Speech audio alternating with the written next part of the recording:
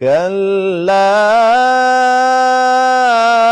إن كتاب الأبرار لفي عليين وما أدراك ما عليون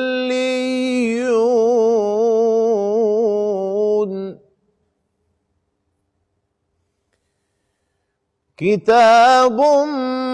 مرقوم يشهده المقربون إن الأبرار لفي نعيم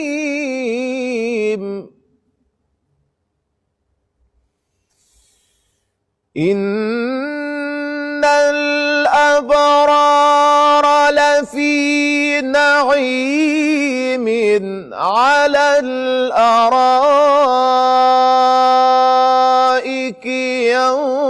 ينظرون تعرف في وجوههم نضرة النعيم